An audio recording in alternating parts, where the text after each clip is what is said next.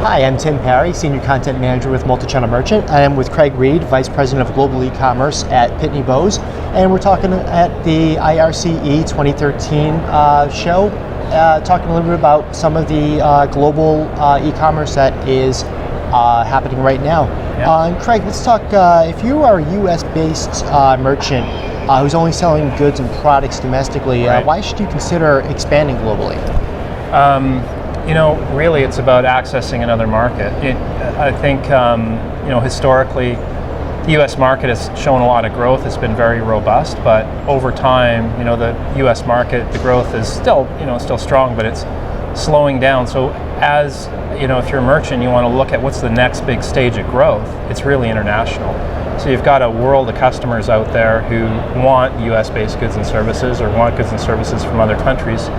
And the growth of e-commerce, we believe, is going to be driven in large part by global demand. So it's no longer just a U.S.-based business. You have to think about it as a global business, and you have to think about the customers globally. Amazon made a big announcement about expanding its marketplaces to India, and there's a lot of other emerging countries like Russia, China, Brazil. Are there any other emerging countries that consumers are looking for U.S.-based goods? Other countries that merchants here should be looking at? Yeah, it's historically, and especially when I first got involved in the business, it was Canada was really what everybody wanted to serve because that was where the demand was coming from, and then that's expanded to include Canada, Australia, and UK are the kind of usual suspects now. But what we're seeing in our business is a lot of, especially with eBay, we're working with eBay and a lot of stuff, a lot of demand for Russia, a lot of growth going on in Russia, very difficult market to get into, a lot of complexity. Brazil, you mentioned, India, China. So the BRIC countries are really where a lot of the demand is coming from.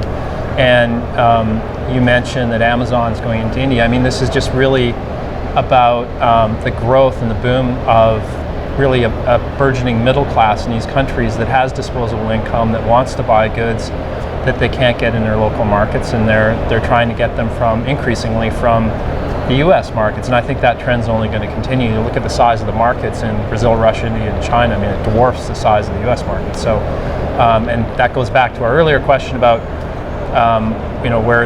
why, as a merchant, should you care? Well, this is where all the growth is coming from, and I think people like Amazon are recognizing that. Certainly, people like eBay are recognizing that, and I think we're well positioned to try to help them out getting there.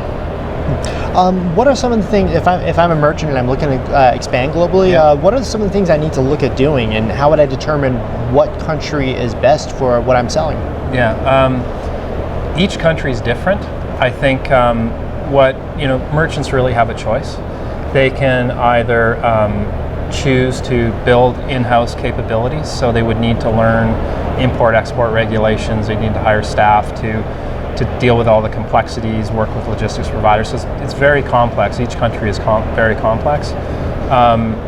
Or they can outsource that capability. And I think you'll see, and certainly see at IRCE, there's all kinds of companies out there right now that are looking to help others go global. I think, we've got a good solution in place, but if you're a merchant and you're thinking about it, I think you really have to seriously consider outsourcing to somebody who can help you get into the global markets, because that way you don't have to think of it as which countries am I going to choose to go into, because we can get you into all the ones that matter, versus having to pick them off piece by piece. So I would say, really it's a question of do you want to be global? And if you want to be global, finding the right partner or partners to help you be global, and not to just pick a few countries, but to actually go after a larger scale. So you want to be in Canada, UK, Australia, but you also want to consider the BRIC countries like we talked about, and Eastern Europe has shown a lot of growth. So I don't think you can pick one or two countries. You have to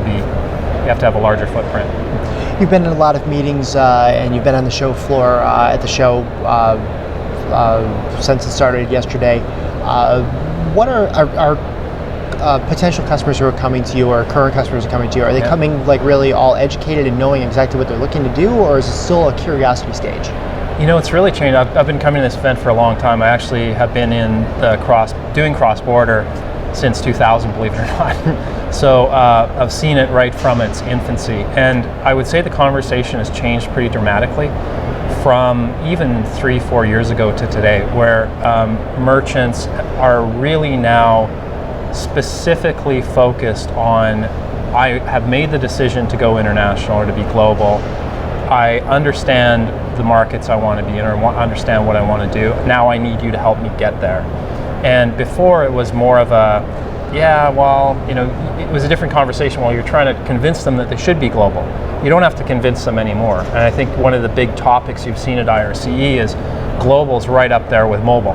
You know, whereas before you'd see, you know, social mobile are way up here and then global is down here in the you know, under the fold, as you will. But now it's above the fold, and it's very much top of mind for merchants. So that's what we're seeing, is a lot more interest in global solutions and interest in global markets. Excellent. Well, Craig, thank you very much for spending time with us today at IRCE 2013, and I hope you have a great rest of the show. Thank you. Thank you.